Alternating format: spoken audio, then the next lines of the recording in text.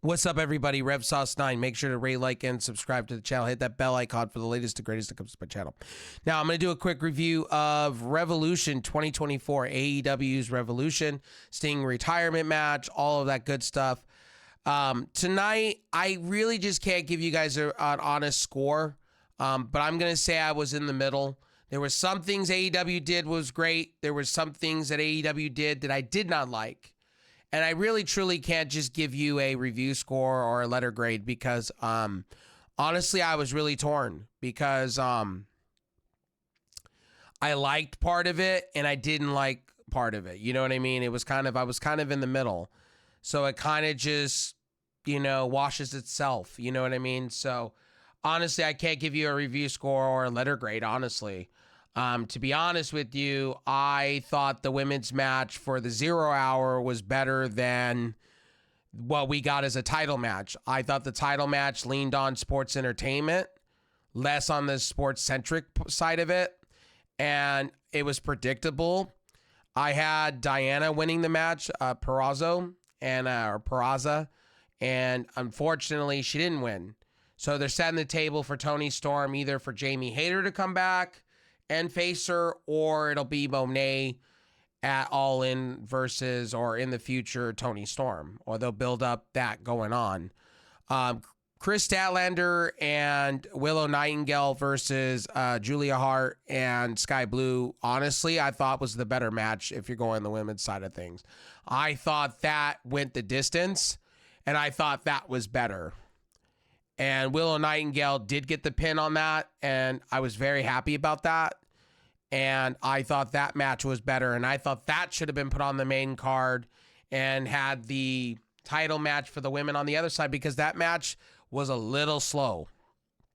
That's one of the downsides of this show that I could say was a little bit of a downside, but I understood it. The Acclaim, Max Caster, and Daddy Ass, and Switchblade Jay White, the Bang Bang Scissor Gang. You know what? Honestly, I like the Bang Bang Scissor Gang, but as a kickoff show, it was a little hokey pokey. And I thought Jeff Jarrett's group was breaking up and Jay Lethal was going out on his own. So what are we doing? Why? And then why do we have Willie Mack? Like, this is another low point. I'm like, I don't know if this is it, Chief. I thought maybe they should have replaced this match with the All-Star Scramble. I would rather have the other women's match down on the main card and then had the All-Star Scramble at the very beginning just to pump up the crowd at the very end. It was very predictable, the All-Star Scramble match. That was very predictable. You knew Wardlow was winning. There was no other way. Wardlow has been cutting great promos. He's been pretty much one of your top heels at this point, and it looks like they're putting investment and time into him finally, and they got him a victory, and he's going to be in line for a title match. Now, does he beat Samoa Joe? Who knows? At Big Business, I think that's where they're going to do it at. Who knows? I know it's going to be like a TV pay-per-view thing because they're going to debut Monet and Okada, in my opinion, or from what reports have said. It's going to be mostly Mercedes show, but Okada will probably show up there. We had two returns. Pac at the 0 Hour. I love the vignette. I loved what was happening, so I'm happy to see Pac back. Kyle O'Reilly, I like that in the Roderick Strong match versus Orange Cassidy. Roderick Strong is your new champion. Spoiler alert on that one. I am happy to see Orange Cassidy drop the belt. I thought the match was perfect. It had everything I wanted for it. There was no best friends. Orange Cassidy in the 0 Hour basically said he didn't want the best friends there. He didn't want his team there, and that's why he lost. It was predictable. Most things were predictable for this show. If you went into this and you followed the stories and everything that led into this, because there was story, there was build-up for this. Tony Khan made sure they dot their I's, crossed their T's, and signed off. There was. And Orange Cassidy needed to lose here. I don't know how much more Orange Cassidy I could see before I puked. It's like Roman Reigns. Like, how much more Roman Reigns do we need to see this year and the next year? You know what I mean? Like, Roman Reigns should lose that belt to Cody. It's his story to finish. Sorry, different product. But it's in the same vein. I didn't need to see more Orange Cassidy. And the match was great. It was a typical Roderick Strong match. It played into what the Undisputed Kingdom is doing. I was great with that. I'm happy with that. The TNT champion match. Christian Cage, what can you say about the Par side? It's great shit, or Parsi, or whatever they're calling it. You know, his son came in. His kayfabe son, Nick Wayne, came in. His adopted son came in and interfered. And it made sense. It made sense. And that was where you got your 1, 2, 3. I thought it was perfect. It's a typical Christian Cage match. They're going to lead up to probably Adam Copeland coming back off his kayfabe injury from a concerto. And there you go. There's going to be your third match. Daniel Garcia pressed me tonight. They've been pushing him to the moon and back. This is a contract year for him. I hope he stays with AEW. And I think Tony Khan is putting him in the right places, in my opinion. Like I said, this show, I'm in the middle. I can't really give you a review score on this, and I can't really tell you how I feel about it. It's kind of in the middle. Sting, I'm a Sting fan. And anything they did with Sting tonight, I would have called this show, because I'm a Sting fan, right? I got misty-eyed. It's an end of an era for me as a person. I'm getting older, and to see Sting retire was an end of an era for me as a wrestling fan. It's like when we see John Cena retire, you know what I mean? I'm going to be misty-eyed about that because John Cena was my childhood. The same when CM Punk does retire. Love him, hate him, he's done a lot of hokey pokey things, but when he retires, I'll kind of be misty-eyed. You know what I mean? So when Sting, and then they cut him off. That was one thing I didn't understand. They cut him off. What are we doing? But getting back to the 0 Hour, it looked like Sky Blue hit the rope wrong. And when the cameras were a little weird, when they showed onto her, it looked like she was knocked out cold. Kind of like Enzo Amore a few years ago. So I hope she's okay. I hope she bounced back. I hope it's not too bad. But that was match of the 0 Hour, honestly. Christian Cage, we talked about that. Eddie Kingston defeating Bryan Danielson to retain the Continental Crown title. I wasn't surprised. They're pushing Eddie Kingston kind of like an Orange Cassidy-esque character too. And, I'm really getting tired of it. Oh, he's been training. Oh, he's lost weight. Oh, he beat his idols and all this stuff. I thought it should have went to Danielson here. I'm really kind of tired of Danielson putting over talent.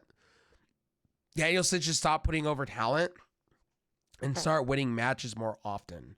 That's just my personal opinion. Eddie Kingston's great shit, but it's kind of like you don't see him much. You see him more on Ring of Honor. You see him more on other shows outside of AEW than you actually see him on AEW television. I need to see more of Eddie Kingston on my television because the title is ice cold, in my opinion. You had this tournament. You've had him hold the belt for 90 days, but you haven't had him do anything with it outside of maybe one defense before getting into this or kind of defending the other belts. Then, I that's why I think the belts should be separated. I think he should defend each belt separately than having them all into one and call it, or rechange the belt to triple crown. Do something else. I just think, you brought this title in. It's another title in AEW's repertoire, right? You're not making it prestigious. If this is supposed to be your Intercontinental title, make it prestigious. They have their own set rules for this damn title. And I'm tired of each title having their own damn rule set. Just make it another title, give it an hour-long stipulation, and let these wrestlers fight. That was one thing, and then they don't show the rules for this damn thing. International Crown, if you're making it that special and you got all these rules to go with it, then have that title be defended only. That was my one gripe with this match that I wish, why do we need to see the other two titles? He's not putting up the other two titles. He's putting up this one. This one. Not 5, not 7 titles. He's putting up 1. It would be like Floyd Money Mayweather coming out with 7 titles and saying, well, I'm only defending one of them, but really I'm putting the other ones on the line. It would make no sense, to me. Or it'd be like Manny Pacquiao coming out and doing the same thing. It would just make no sense. So to me, this match was good. I like the fact Danielson did recognize Eddie Kingston finally. Maybe they become something, maybe they work together or something in the future. Wardlow in the scramble match was predictable. I knew he was going to win. I thought this should have been at the 0 hour. I thought they should have had these throwaway matches at the beginning. I thought Wardlow should have been, they should have had 3 matches for the 0 hour. This should have been one of them. They should have put Willow Nightingale and, Chris Statlander in somewhere in the main card, because that was one of my matches of the night, to be honest with you. Next to the Will Ospreay match, next to the Sting retirement match, I thought those were your 3 bangers of matches. The other women's match was kind of a low point. I get they were going for the sports entertainment, but it was slow. The build-up, the storytelling within the match was slow. It was dragging on. Get to the point. I get Luther was going to come in and interfere. I get it. But let's get on with it. Sometimes when Tony Khan writes and scripts and do the things, it loses its luster. You belt this up for, these two should have been beating the shit out of each other. It should have had more to it. It should have had a big fight feel. You made this into a big fight feel, but under-delivered a little bit. And I get why they did it. They protected Diana in a lot of ways. I knew they were going to kind of go that way, but I wanted her to win. But I get why they're keeping the belt on Toni Storm. I get it's going to be Toni Storm and probably Mercedes Moné down the line. I get they're going for that. You got Jamie Hayter being teased once again. She's coming back. And if she's coming back, Britt Baker's coming back. Rebel's coming back, which is going to be good. We had a PAC sighting tonight. We had a Kyle O'Reilly within this match, and we got a new All-Atlantic champion. I'm happy about that. Orange Cassidy needs to go take a break. He's hurt, obviously. It shows. And before on the pre-show, they were saying, we got to tape you up or you're not going to be defending that title at all, and you're just going to vacate that title. Doc Sampson did say at the very beginning, you are legitimately hurt. And they didn't play that off. They didn't shy from it. Again, the Stadium Stampede match, Scramble match, Lance Archer, glad to see him back. Needs to be on television more. Hook, Brian Cage. Brian Cage is another one. We see him here and there. Hook, same thing here and there. I think a brand split should happen. I think there's some talents that are good, but we don't see them all the time. Hook should vacate that FTW champion. He's better than that at this point. If you're gonna keep him on your roster, so he doesn't go to WWE, you really need to kind of have the guy go after real main card titles, not defending a title that's kind of a paperweight. That's not even recognized by AEW, which should be recognized by AEW, or put on Ring of Honor and defended weekly. I don't know. But I think, that title and Hook is better than that title, and I think they should do something with Hook personally. Brian Cage with Prince Nana was great. Magnus is good shit for CMLL. I watched his work for years. Good shit. Dante Martin is good shit. I hope his brother's not hurt. They're pushing Dante Martin again to the moon and back. Hopefully Dante gets something in the future. He's upcoming talent next to Hook, And Wardlow is going to win. And Powerhouse Hobbs, they've been there, done that. Wardlow's already beat Powerhouse Hobbs and Chris Jericho. So what more did Wardlow need to do in this match? It was Wardlow's match to lose, technically. Let's go down here. Roderick Strong defeating Orange Cassidy. Honestly, I was happy about that. I was truly happy about that. There was no squirm for me with that. Orange Cassidy looks legitimately hurt. You could put Orange Cassidy on the shelf for a while. Give him a vacation. He deserves it. He deserves to have him be written off TV for a while with injuries. Let him go have a vacation for a while. Let him go play his games and let him relax.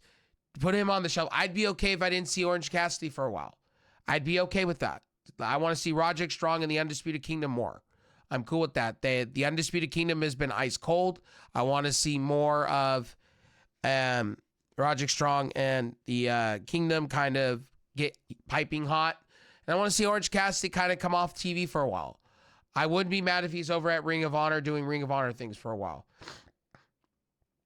Again, we had a sighting of Kyle O'Reilly back. Um, Mike Bennett, Matt Taven in the ring celebrating, and then Strong on their shoulder. Returning Kyle O'Reilly appeared from behind with a huge hug to Strong as Bennett gave him an Undisputed Kingdom shirt, but O'Reilly refused and whispered something into Strong's ear before leaving. Good stuff. Jon Moxley and Claudio Castagnoli defeat FTR. This could have been on a Dynamite. This could have been on anywhere else. I think, I get you got to get Jon Moxley and Claudio and FTR on a pay-per-view. I get their big marquee names. With no titles, it just kind of falls a little flat to me. I enjoyed the match, but it fell flat. This is one of the moments with that women's match and the title match, and then you have this. I was kind of going, what was the reasoning for it? I get Tony Khan was scrambling because some of the wrestlers were hurt here. I get you can't fit everybody because a lot of them are hurt. Keith Lee was hurt. Miro's hurt. CJ Perry's hurt. You got a lot of hurt talent in AEW. Nobody really talks about it, right? Again, we talked about the women's match. Will Ospreay defeating Kateshita. Honestly, Kateshita. Look. At the end of the day, Will Ospreay was going to win this match. Was it 5-star match as they were making it out to be? No. I honestly think Kateshita is good shit. Will Ospreay does not need to be in the Don Callis family. I think it's going to hurt him a little bit.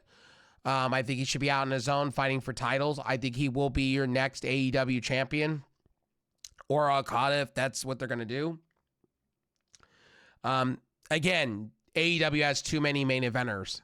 It's just they pigeonhole themselves, and it's what's going to happen. They're going to pigeonhole themselves. They already got Jay White already saying that he's going to go after a main card title when you are a 6-man champion. Makes no sense. Let's take the belts off of you before you go after a main event title. Let's do the right thing and have you guys lose. The Bang Bang Scissor Gang lose half of their belts.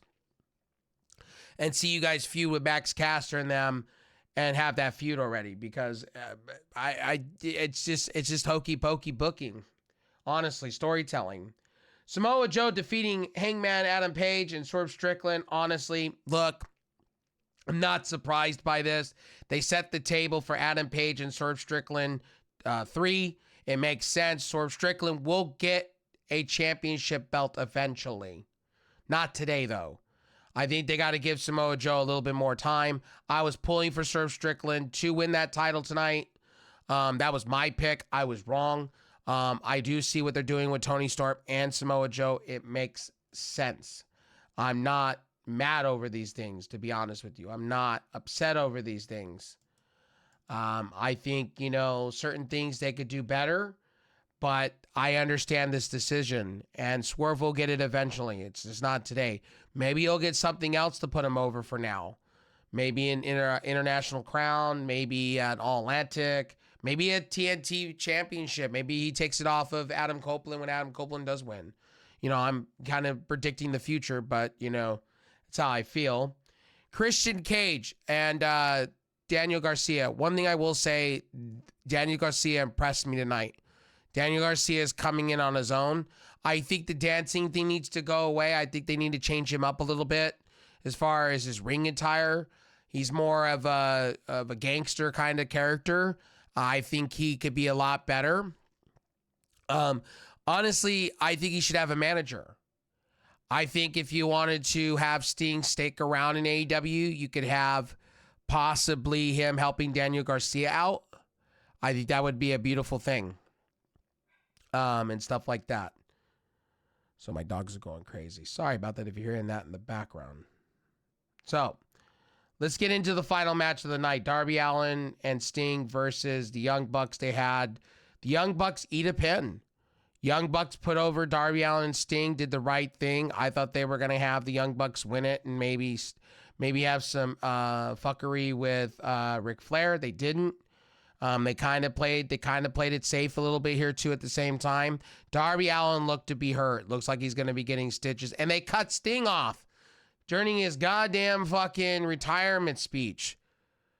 Maybe we'll get a YouTube video out there of this, but you know, at the end of the day, like, why? They could have ran over time a little bit more. That was also the other thing. I was like, oh, really? Like, are we really doing this, people? But yeah, I thought this match was fantastic. They'll probably carry this over into Dynamite. That's what I'm assuming they're gonna do, and have Sting and Darby vacate and probably have a tag team tournament. Because you know we need to see some tag team tournament and get legitimate championships. You know, get those belts on people that are going to defend that week in and week out.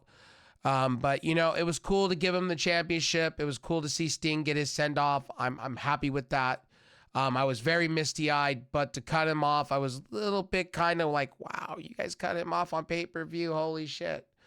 It seemed like Tony Khan was really trying to stick within time limits, and they were already probably running overtime. So, and with the Max Caster almost saying something very derogatory, they probably got penalized and fined for that, or that was kayfabe. I don't know, one of the two. Yeah. What can I say about Sting, man? Sting, you know, thank you, Sting. I think Sting will be around AEW. I think Tony Khan's got some plans for him outside of wrestling. I could see him as a VP. I could see him as a lot of things in AEW. Now, will he walk over to WWE and they're saying he may do some introductions of people into the Hall of Fame. He may do some things with WWE now. Who knows? You know, those are the rumors and speculation. I think he'll stay in AEW. I think he's happy where he's at. And I think, you know, Tony Khan can offer him a deal to where he could be a manager for somebody.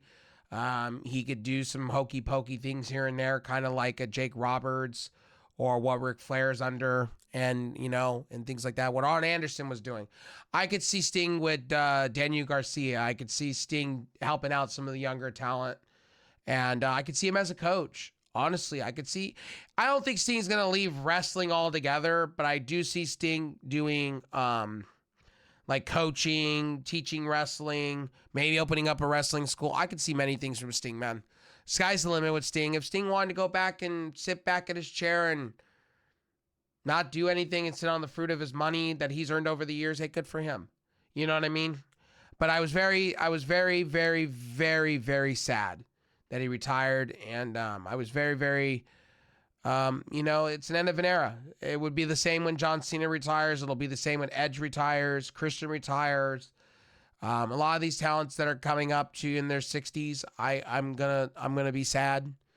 You know, like Edge just turned 50. You know, AJ Styles is talking about retiring. Bobby Roode just retired, or Robert Roode, and you know, things like that. You know, so you know, I honestly will tell you guys, you know, I'm 50-50 on this show. I can't really give you a review because my heart, I'm biased. I love Sting.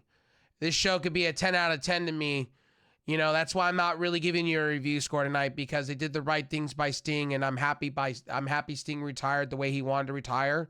AEW all week, you wined and dined him. The player tribune, you know, really did a thing for him, and a lot of these, you know, tributes and things like that, man, they did the right things by Sting. And AEW did the right things, gave him a good send-off, and stuff like that. Anyway, like I said, if this review, if I didn't go over every match hold and things like that, this would have been a longer review. I just wanted to do a quick review for you guys. We'll be talking about this within my streams the next couple of days leading into Dynamite this week. We got a Monday Night Raw coming up tomorrow. I got to do another video on this Maxine Dupree shit, which is going to be... Whoa. Man, I wish I never did that video. I'm thinking about deleting that video, to be honest with you, because a lot of people are fucking hating on it and didn't really watch the video. And then I gotta do another video on top of that of her. It's like about my comment section, man. It's like ridiculous. Anyway, I love you guys. Thank you guys for what you do for me. I appreciate everybody. We've gone up 300 plus subscribers since I started going really hard about wrestling and really working hard on my YouTube channel. I do have a secondary YouTube channel coming up called RefSauce92. That'll be for you guys. That'll be my gaming and my tech channel going forward. I will have a separate channel for gaming and tech for you guys. If you want to subscribe over there, I'll have a link eventually down in my upcoming videos for you guys. I appreciate you guys. I love all of y'all. Thank you guys for all the love and support you do for me and my channels and my community and all that. I'll see you guys in the game stream. I hope you all enjoyed Revolution. I enjoyed it for the most part. Can't wait for the fallout at on Dynamite this week and Collision and all that. Again, Will Ospreay debuting first wrestling match. I'm happy about that. We got Kyle O'Reilly back. We got Pac back. We got sightings and hearings of Jamie Hayter. It's heating up a little bit. We got talent coming back off of injury, so I can't wait to see what we're going to get in the next couple of weeks leading up to Monet coming in. Monet was at an anime event recently, so I'm excited. Look, love, hate AEW. They make it very interesting to me. I do prefer them over WWE for certain things. That's just me. But I do enjoy WWE more than AEW these days. And TNA more than I do an AEW at the moment. Just because AEW is ice cold at the moment. But they are getting better. They are bringing in the right people. They are doing better storytelling to leading into a pay-per-view. I'll give them that with this one. Anyway, and they did the right thing with Sting, okay? Minus they cut him off on pay-per-view. Anyway, I'll see you guys in the next one. Peace.